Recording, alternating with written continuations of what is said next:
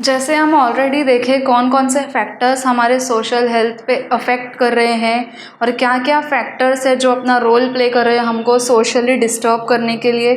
तो वो सारे फैक्टर्स आने की वजह से हमारे सोशल लाइफ में क्या डिस्टर्बेंस आता है या उस फैक्टर्स की वजह से हम कैसे डिस्टर्ब हो जाते हैं और कैसे हमारा काम ठीक से नहीं होता है। सबसे पहले हम मेंटली डिप्रेस हो जाते हैं।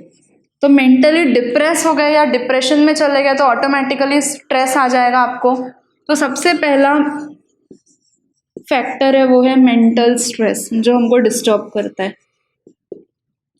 अब आज की डेट में या इन टुडेज वर्ल्ड या इन टुडेज सिनारियो इतना कंपटीशन बढ़ गया है क्योंकि इतने सारे पॉपुलेशन की वजह से इतने सारे इंडिविजुअल हर एक फील्ड में आगे बढ़ रहे। अब हर एक लोग कॉम्पीट कर रहे तो जो सबसे बेस्ट है वही ऑटोमेटिकली सेलेक्ट होता है या फिर किसी के पास कुछ सोर्स है उस वजह से भी वो आगे जा सकता है। तो जो कुछ लोग हैं जो जेन्युइनली मेहनत कर रहे हैं but due to certain circumstances या कुछ रीज़न की वजह से वो नहीं जा पाते या कुछ उनके साथ हो जाता है कि उस दिन उनका लक नहीं काम किया या उस दिन वो कुछ डिस्टर्ब थे वो नहीं काम कर पाए और उनका सिलेक्शन नहीं हुआ, चाहे वो एजुकेशन में हो या जॉब में हो या कोई भी फील्ड में हो। तो फिर वो स्ट्रेस फील करने लगता है। उसके बाद आने के बाद उसको ये लगे मैंने भी तो इतनी सारी मेहनत की थी बट मेरा सिलेक्शन नहीं हो पाया। तो इस वजह से आपको स्ट्रेस नहीं लेना है। उस फील्ड में नहीं हुआ, उठो दूसरी फील्ड सेलेक्ट करो, मेहनत करो, आगे बढ़ो, ना कि स्ट्रेस लो उस बात को लेके। और दूसरा एक रीज़न ये भी हो सकता है कि आजकल हर एक पेरेंट जो मॉम है डैड है दोनों आउटडोर में काम करते, मोस्टली लोगों के घर में ऐसा सिनारियो हो गया। तो उनका लुक आफ्टर करने के लिए कोई है नहीं, उनकी देखभाल के लिए कोई घर में होता नहीं है, तो वो अकेले ही होते हैं। फिर फ़ोन पे रहेंगे, दोस्तों से मिलेंगे, उनसे ही जो बातें सीख पाते उनसे सीख पाते, चाहे वो अच्छी बातें सिखाए या बुरी बातें सिखाए। तो इसकी वजह से भी एक स्ट्रेस आता है क्योंकि घर में कोई है नहीं, वो अकेले ही हैं। अब अकेले ही वो कितना ध्यान देंगे, सिर्फ पढ़ाई पढ़ाई पढ़ाई भी नहीं होती है। तो ये एक इम्पॉर्टेंट फैक्टर है कि हमको ये ध्यान रखना है कि हम सोशली कम्युनिकेट करें लोगों से, बाहर निकल के अपनी प्रॉब्लम्स डिस्कस करें हमारे पेरेंट्स से, ना कि सिर्फ अपने पास रख के हम खुद को स्ट्रेस लें।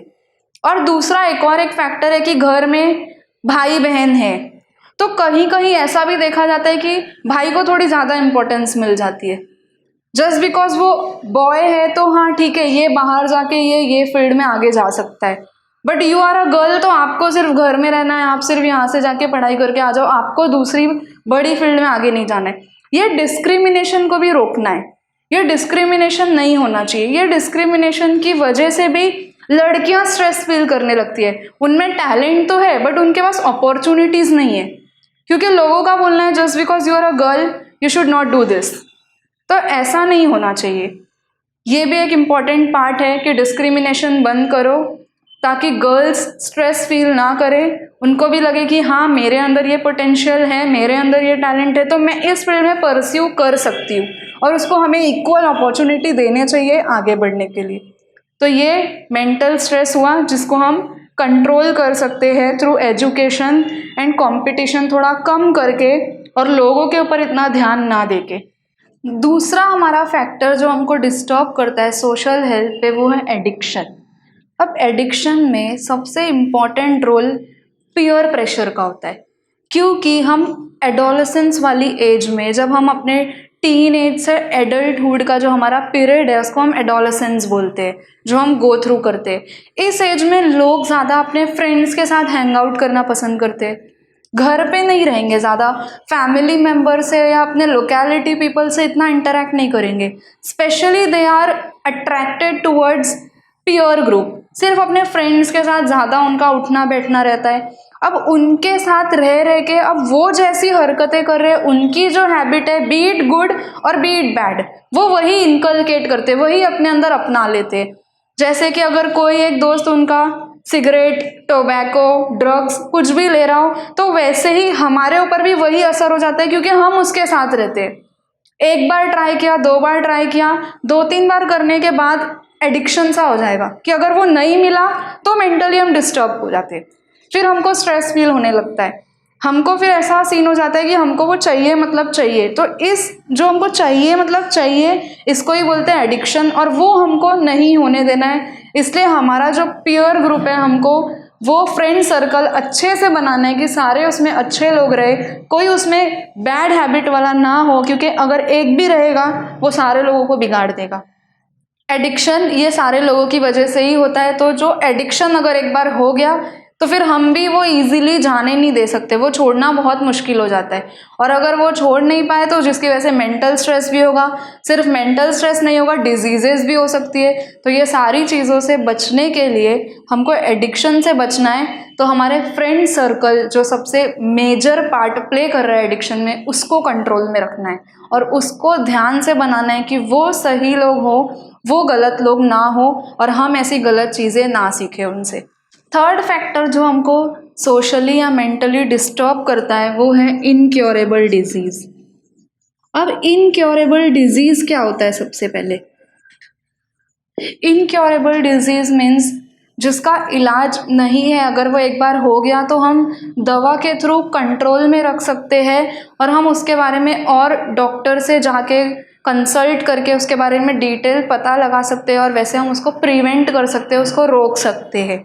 तो जो लोग हमारे एरिया में या हमारे लोकेलिटी में अगर किसी को लेप्रेसी है, एड्स है, टीबी है, ऐसी अगर कुछ बीमारी है, तो हमको वो सिर्फ छुपा के हमारे तक नहीं रखना है। अगर किसी को है, उनको सामने आना है, उनको बोलना है, उनको डॉक्टर के पास जाना है। इसमें शर्माने वाली कोई बात नहीं है कि हमको ये हो गया तो हम किसी को नहीं बोलेंगे और सिर्फ अपने तक रखेंगे। तो इसकी वजह से और प्रॉब्लम्स भी आ सकती है, सोशली लोग इल हेल्थ हो सकते हैं। इसलिए हमको आगे आना है, हमको डॉक्टर के पास जाके कंसल्ट करना है और उसका कुछ ना कुछ क्योर ढूंढना है, सिर्फ अपने तक नहीं रखना है।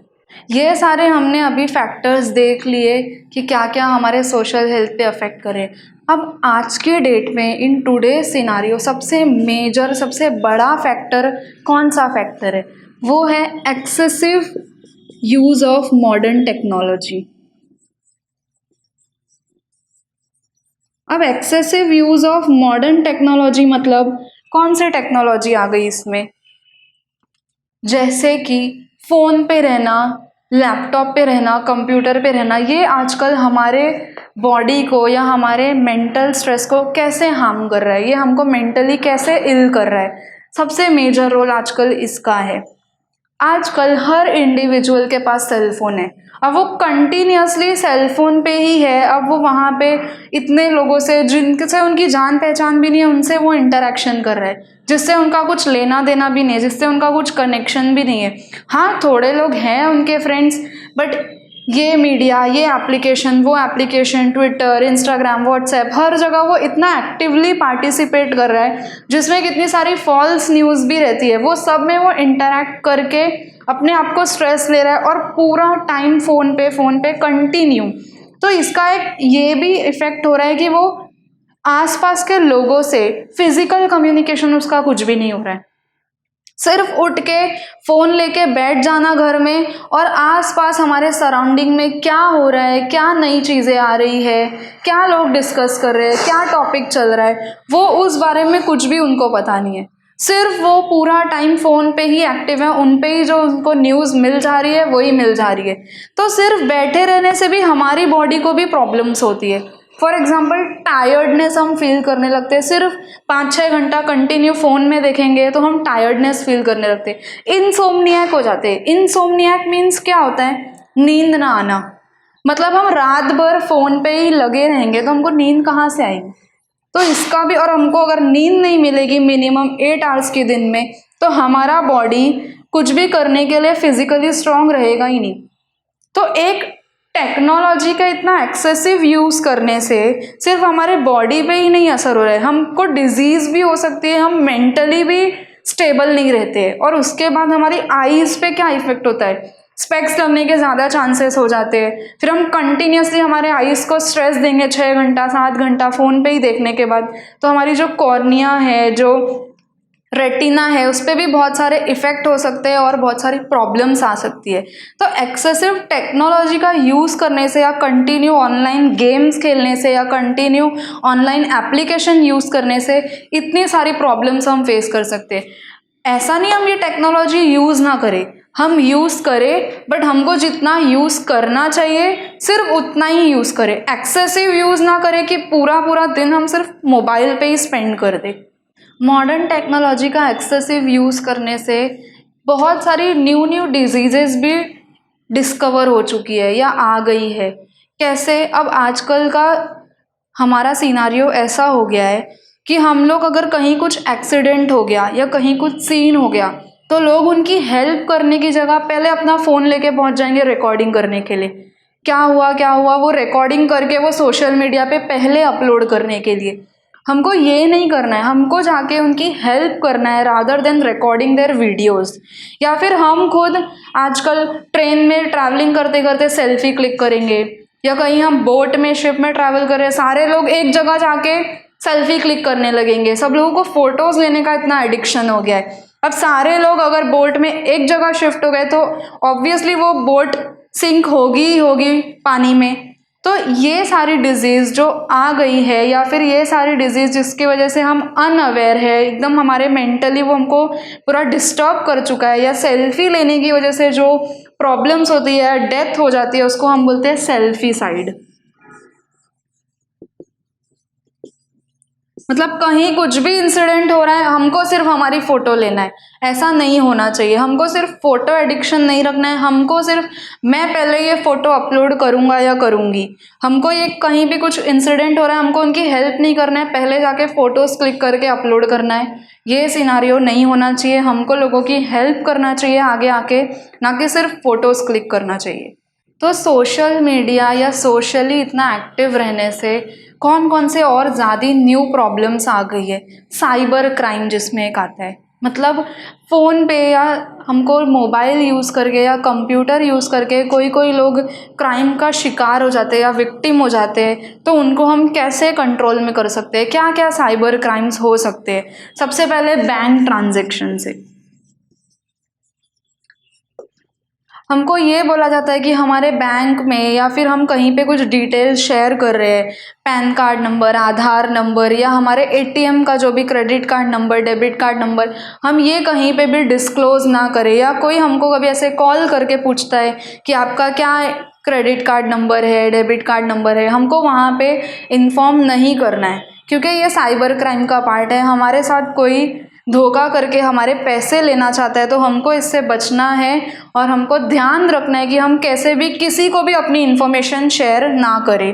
दूसरा, एटीएम पिन।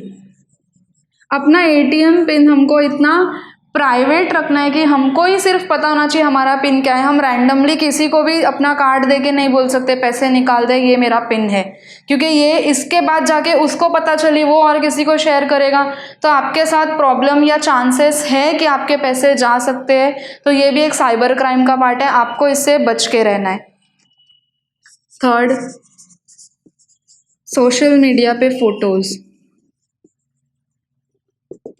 मतलब हमको फ़ोटोज़ ऐसे रैंडमली कहीं पे भी किसी पे भी ट्रस्ट करके शेयर नहीं कर देना है, या फिर ग्लोबली वो ऐसे सबको विजिबल हो ऐसे अपलोड नहीं करना है, क्योंकि आपकी फ़ोटोज़ का कुछ भी मिसयूज़ हो सकता है, कुछ भी प्रॉब्लम्स आ सकती है। इसके लिए आपको ध्यान रखना है कि कौन ट्रस्टवर्दी पर्सन है, सिर्फ उनको आप शेयर करके बता सकते हो, ना कि आप ग्लोबली अपलोड कर दो कि ओवरऑल सबको वो विजिबल रहे और सब लोग वो देख पाए।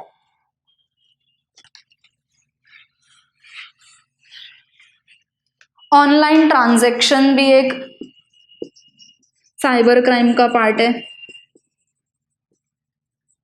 अगर हम कुछ ऑनलाइन चीज़ें खरीद रहे हैं और जब हम ऑनलाइन ट्रांजैक्शन करते हैं, हम वाया फ़ोन ही या इंटरनेट बैंकिंग के थ्रू ही अगर पेमेंट कर रहे हैं, तो हमको वो एक बार OTP पूछता है, वन टाइम पासवर्ड, हर बार ट्रांजैक्शन करने के लिए। तो अगर वो नहीं पूछ रहा है, अगर वो आपसे आपकी डिटेल्स पूछ रहा है सिर्फ डायरेक्टली, तो ज़रूर कुछ फ्रॉड है। तो आप इससे बचे और ध्यान रहे, जहाँ पे ट्रस्टेबल जो साइट है उस पर ही विजिट करके आप सामान खरीदें। और दूसरी ऐसी बहुत सारी वेबसाइट्स अवेलेबल है जहाँ पे वो जो सामान या आपको जो चीज़ आपको ख़रीदनी है, जो भी आपकी थिंग है, वो आपको दिखाते बहुत एक्सपेंसिव वाले, ऐसा ऐसा रहेगा, बट आने के बाद आपका सामान कुछ और निकल जाता है। तो ऐसे ही आप कहीं से भी कुछ भी चीज़ ना खरीदें जहाँ पे आपको लग रहा है कि हाँ ये वेबसाइट है, ये सिक्योर्ड वेबसाइट है, यहाँ से हम सामान खरीद सकते हैं, ये वेबसाइट से हम ऑनलाइन चीज़ें मंगा सकते हैं। सिर्फ उधर ही आप जाके ट्रांजैक्शन करें और उधर से ही खरीदें जहाँ पे आपको ट्रस्ट है, जहाँ पे वो सिक्योर्ड है, जहाँ पे वो आपकी क्या बोलते हैं ऑफिशियल साइट है, वहाँ से ही आप ले सकते हैं। बाकी चीज़ों पे आप इन्वेस्ट ना करें और ऐसी सब चीज़ों या ऐसी सब साइबर क्राइम के विक्टिम होने से बचें। इतने सारे फैक्टर्स जो हम अभी देख रहे हैं चैप्टर के स्टार्ट से कि हमारे को ये कैसे मेंटली डिस्टर्ब कर रही है, सोशली डिस्टर्ब कर रही है, साइबर क्राइम आ रहा है, एजुकेशन के थ्रू हमको पीयर प्रेशर के थ्रू क्या प्रॉब्लम्स हमको फेस करना पड़ रहा है। अब ये सारी चीज़ों की होने की वजह से हम स्ट्रेस फील करते हैं। अभी अगर हम स्ट्रेस में आ गए तो हमको स्ट्रेस कैसे मैनेज करना आना चाहिए, कैसे हम हैंडल करना चाहिए। तो इसके लिए एक इम्पॉर्टेंट टॉपिक है, वो है स्ट्रेस मैनेजमेंट।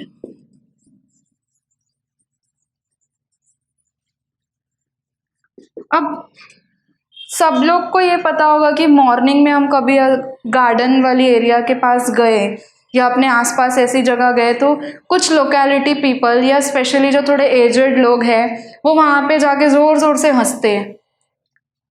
और आजकल के टाइम पे वो जो उनका ज़ोर ज़ोर से हंसना है, उनको ऐसा मानना है या ऐसा माना जाता है कि वो ज़ोर ज़ोर से हंस के अपने स्ट्रेस को रिलीव कर रहे हैं।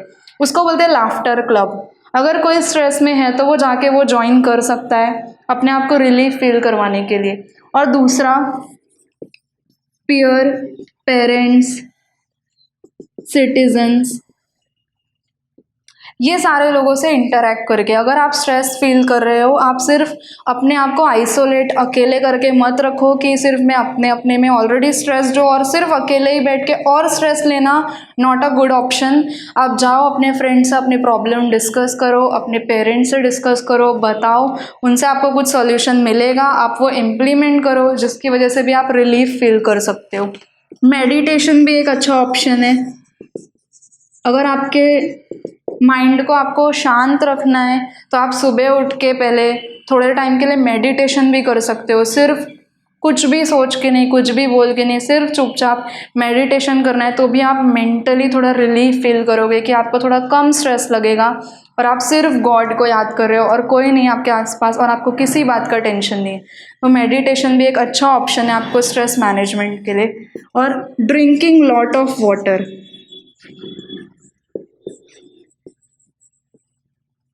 इससे भी आपको बहुत सारे स्ट्रेस मैनेज हो सकते हैं क्योंकि आप जितना ज़्यादा पानी पियोगे उतने ज़्यादा आप हाइड्रेटेड रहोगे, आपको ऐसे ऐसे अजीब अजीब थॉट्स नहीं आएंगे, आप सिर्फ अपने आप को अकेला करके नहीं रखोगे, आपकी बॉडी फिजिकली स्ट्रॉन्ग फील करेगी तो आप माइंड से भी फ्रेश फील करोगे। तो ये सारी चीज़ें आप ध्यान में रख के स्ट्रेस मैनेज कर सकते हो और ये सारी चीज़ आप ज़रूर इंक्लूड करो। अगर आप स्ट्रेस में नहीं हो तो भी ये सारी चीज़ आप ध्यान में रख के चलो तो आप स्ट्रेस फील नहीं करोगे। एक स्ट्रेस मैनेजमेंट हो गया जिसमें अभी हम देखें कि कैसे हम स्ट्रेस फील नहीं करें और सोशली हम कैसे हेल्दी रहे। अब दूसरा एक है यूनिफाइड मूवमेंट अगेंस्ट टोबैको। अब ये मूवमेंट का क्या मोटिव है या क्या रोल है, हम वो देखेंगे यहाँ पे। आजकल लोग इतना ज़्यादा टोबैको कंज्यूम कर रहे हैं तो ये एक मूवमेंट बिल्ड किया गया है, ऐसे 45 डिफरेंट ऑर्गेनाइजेशन है। स्ट्रेस मैनेजमेंट वाला पार्ट अभी हम देखें कि हम कैसे स्ट्रेस कम फील कर सकते हैं और क्या क्या चीज़ें हम इनकलकेट करके स्ट्रेस से दूर रह सकते हैं। वैसे ही अब एक मूवमेंट बना, that is unified movement against tobacco. अब इसका मोटिव क्या है, इनका गोल क्या है? इनका गोल ये है कि वो लोगों को गाइड करे कि ज़्यादा टोबैको क्यों कंज्यूम नहीं करना चाहिए, वो क्या क्यों इंजूरियस है, उससे क्या बीमारी हो सकती है। वो प्रॉपर गाइडेंस देने के लिए ये मूवमेंट बना जिसमें पार्टिसिपेट किए WHO, world health organization, Tata Trust और ऐसे और 45 डिफरेंट ऑर्गेनाइजेशन ने इनिशिएटिव लिया आगे आके कि लोगों को गाइड करने के लिए क्या प्रॉब्लम्स आ सकती है और हमें वो क्यों कंज्यूम नहीं करना चाहिए और उसका क्या सॉल्यूशन हो सकता है और उसके जगह कैसे हम कंट्रोल कर सकते हैं ये टोबैको कंजम्पशन। तो इसके लिए unified movement against tobacco build हुआ। सलाम मुंबई फाउंडेशन नाम का एक ऑर्गेनाइजेशन जो बिल्ड हुआ महाराष्ट्र में। अब इस ऑर्गेनाइजेशन का क्या रोल है? इन्होंने एक इनिशिएटिव लिया कि जो मुंबई के या महाराष्ट्र के जितने भी स्लम एरिया है या ऐसी लोकेलिटीज़ है जहाँ पे लोग इतने कैपेबल नहीं है कि वो एजुकेशन का खर्चा उठा सके या फिर वहाँ इतना अफोर्ड कर सके कि जाके वो ट्यूशन के लिए भेजे, स्पोर्ट्स के लिए। अगर कोई बच्चा स्पोर्ट्स में बहुत एक्टिव है और बहुत अच्छा खेल पाता है बट उसके पास फैसिलिटीज़ नहीं है इतनी कि वो इतने सारे स्पोर्ट्स के जो किट है वो ख़रीद के इतना अफोर्ड करके खेलने जा सके, तो इसके लिए सलाम मुंबई फाउंडेशन बिल्ड हुआ इन द ईयर 2002। और इनका क्या रोल था? जितने भी रूरल और अर्बन एरियाज़ है बट वहाँ के जितने भी नीडी पर्सन है, जितने भी स्लम एरिया में रहते हैं, उनकी जो रिक्वायरमेंट है क्या है, वो लोग उनसे हेल्प लिए और ये उनकी हेल्प करके उनको मदद करते कि वो बच्चे स्कूल जा सके और एजुकेशन ले सके और टोबैको फ्री एरिया बिल्ड करे। मीन्स लोगों को टोबैको से क्या हार्म हो सकता है, वो कंज्यूम करने से क्या प्रॉब्लम आ सकती है, उनके बारे में अवेयर किए और लोगों के अंदर वो जानकारी दिए कि वो ये चीज़ यूज़ ना करे और टोबैको फ्री एरिया हमारा बनाए। अब थर्ड, टोटल 200 स्कूल्स बिल्ड हुए हैं मुंबई में थ्रू सलाम मुंबई फाउंडेशन। इन्होंने इनिशिएटिव लेके ऐसे 200 स्कूल्स बनाए मुंबई में जहाँ पे लोगों को फ्री ऑफ कॉस्ट एजुकेशन देते हैं ताकि हर एक इंडिविजुअल को प्रॉपर एजुकेशन मिल सके और वो प्रॉपर ट्यूशन क्लास ज्वाइन कर सके। अगर वो स्पोर्ट्स में अच्छा है तो स्पोर्ट्स खेलने जा सके। और महाराष्ट्र में ओवरऑल 14,000 स्कूल्स बने।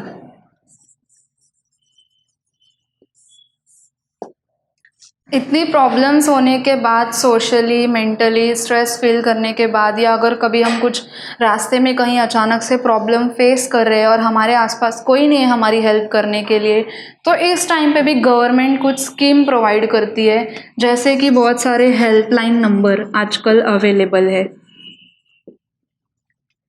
ये आ रहा है गवर्नमेंट की स्कीम के अंडर में। आप डायरेक्टली वो हेल्पलाइन नंबर न्यूज़पेपर वगैरह में भी अवेलेबल है या फिर उनके कुछ एप्लीकेशंस भी है, आप वहाँ से नोट डाउन करके अगर आपको कुछ भी प्रॉब्लम है, कहीं पे भी आप फेस कर रहे हो, वो नंबर डायल करो और आप वहाँ पे लोगों को कांटेक्ट कर सकते हो। या फिर अगर वो आपको कुछ गाइडेंस देना चाहते हैं तो वो आपको अपना एड्रेस बताएंगे, आप उनसे जाके मिल के जो भी प्रॉब्लम फेस कर रहे हो आप उनसे डिस्कस कर सकते हो। और डिस्कस करने के बाद आप उनको प्रॉब्लम अपनी पूरी नरेट करके उसका इजी सॉल्यूशन भी उनसे ले सकते हो। तो ये सारी टेक्निक्स और स्कीम्स गवर्नमेंट ने भी अप्लाई की है, तो आप प्रॉपरली इसका यूज़ करो अच्छे से और अपने आप को स्ट्रेस फ्री रखो, ज़्यादा स्ट्रेस ना लो और अच्छे से अपने दिमाग को काम करके अपना एजुकेशन में आगे बढ़ो।